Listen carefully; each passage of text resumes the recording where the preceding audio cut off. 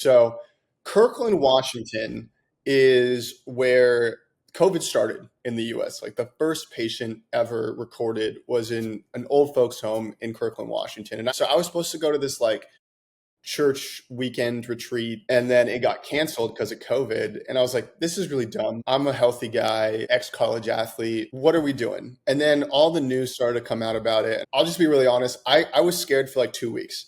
And the reason why is because everyone was saying it was a respiratory disease. And that was back when like Juuls and vapes were like really, really big.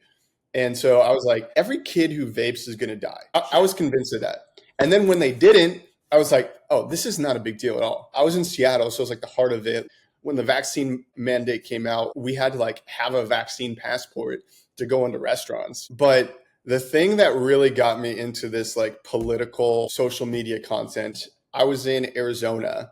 It was like a week after the whole George Floyd thing. And a buddy and I, we were just going and seeing the Grand Canyon and Horseshoe Bend and, all the stuff that Arizona has to offer. It's a great state. And we were driving back to Phoenix from, I think, Sedona.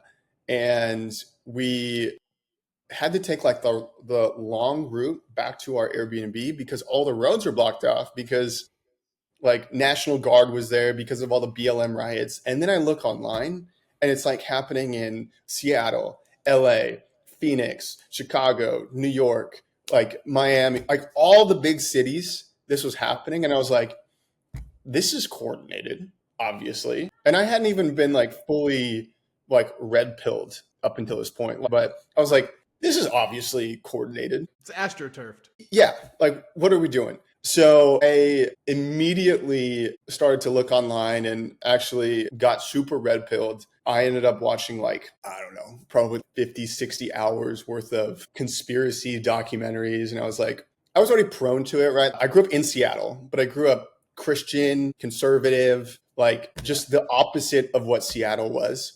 And so I was like, Pretty much. I've read Revelations. I know how this all ends. So I ended up watching this stuff and I get like radicalized, like to the T. And I'm like, okay, like, what do I do with this now?